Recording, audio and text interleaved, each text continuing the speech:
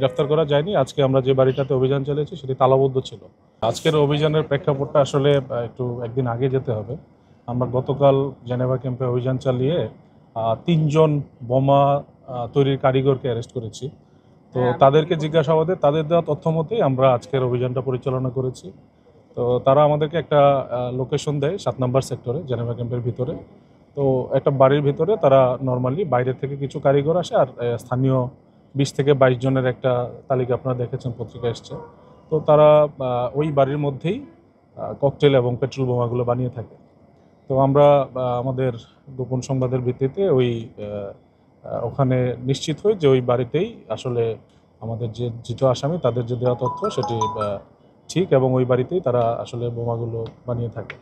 তো আমরা আজকে আনুমানিক ৬টা ১৫ মিনিটের দিকে আমরা জেনেভা ক্যাম্পের ৭ নম্বর সেক্টরে ওই জনৈক মুক্তার হোসেন তার বাড়িতে অভিযান চালাই। তো সেখান থেকে আমরা ৩৫টি তাজা ককটেল এবং ককটেল তৈরির সরঞ্জাম, টিনের কৌটা, যেগুলো জর্দার কৌটা, পেরেক, গ্লাস চূর্ণ এবং আরও সলতে, যেটা পেট্রোল বোমাতে কাজে লাগে, এই জিনিসগুলো, বিয়ারিংয়ের বল, এগুলো আমরা প্রায় আনুমানিক ৪ বস্তা পরিমাণে উদ্ধার করেছি। আর এই ককটেলগুলো কি যে রাজনৈতিক যে কর্মসূচি কি কাজে সেখানে ব্যবহার? এক্সট্রিম মশার কয়েল প্ল্যান্ট ফাইবার দিয়ে তৈরি, ডেঙ্গু, চিকুনগুনিয়া বাহি সহ যে কোনো মশার বিরুদ্ধে দেয় এক্সট্রিম সুরক্ষা। আমরা ধারণা করছি যে হ্যাঁ, এই ককটেলগুলো জেনেভা ক্যাম্পের বাইরেও যেসব নাশকতার কাজ এতদিন হয়েছে বা বর্তমান সিচুয়েশনে হচ্ছে সেখানে ব্যবহার হচ্ছে।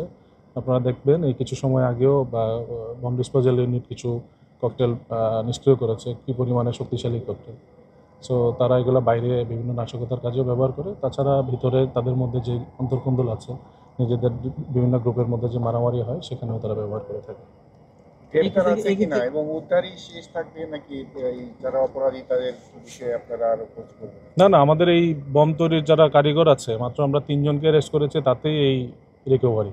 সো এটা চলমান থাকবে। বাকি যারা পলাতক আছে তাদেরকে গ্রেফতারের অভিযান অব্যাহত থাকবে। আজকে কাউকে গ্রেফতার করা হয়েছে? না, আজকে গ্রেফতার করা যায়নি। আজকে আমরা যে বাড়িটাতে অভিযান চালিয়েছি সেটি তালাবদ্ধ ছিল।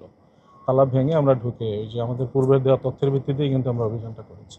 ভাই, এই বমগুলো আসলে কতটা বিধ্বংসী, এটা কতটা ক্ষতি করতে পারে? এটা ভেতরে কি ছিল? কয়েকটা তো হ্যাঁ, এটা তো মাত্রই আপনারা দেখতে পেলেন, নিজের চোখেই দেখতে পেলেন কত মানে বিধ্বংসী আওয়াজ নিয়ে বিস্ফোরিত হলো।